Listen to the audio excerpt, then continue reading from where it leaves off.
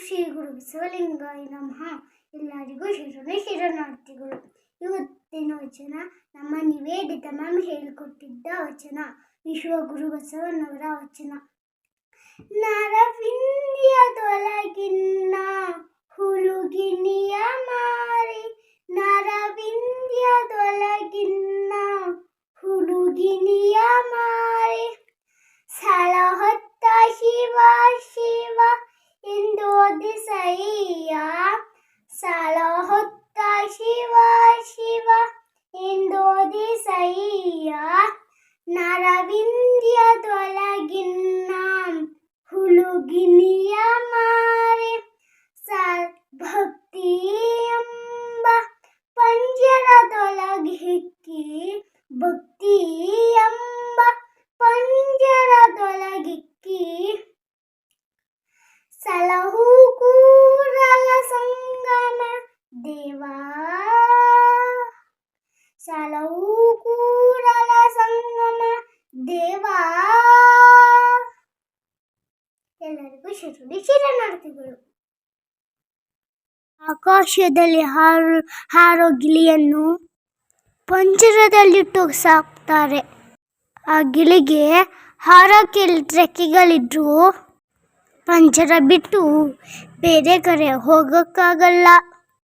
ಅದೇ ಥರ ಮಾನವರ ಪ್ರಪಂಚದಲ್ಲಿ ನನ್ನನ್ನು ಪುಟ್ಟ ಗಿಳಿಯಂತೆ ಮಾರಿ ಹೊರಗಿನ ವಿಷಯಗಳು ತಿಳಿಯಲಾಗದಂತೆ ಶಿವ ಶಿವ ಎಂದು ಧ್ಯಾನದಲ್ಲಿ ಮುಳುಗುವಂತೆ ಭಕ್ತಿಯ ಪಂಜರದಲ್ಲಿಟ್ಟು ನನ್ನನ್ನು ಸಲಹು ದೇವಾ ಎಂದು ಬಸವಣ್ಣ ಕೇಳ್ಕೊತಾರೆ.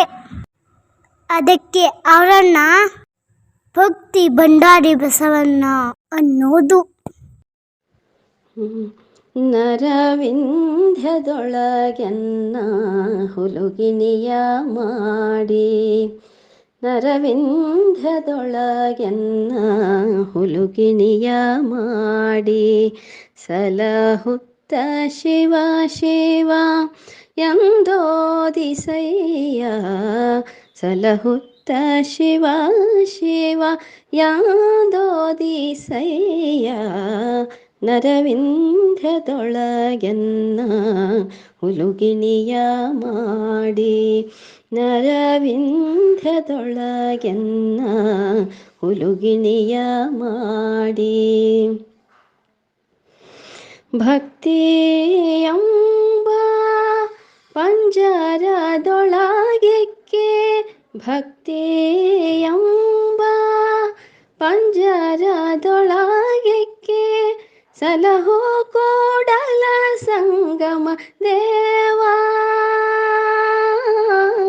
ಸಲಹು ಕೂಡಲ ಸಂಗಮ ದೇವಾ ದೇವಾ.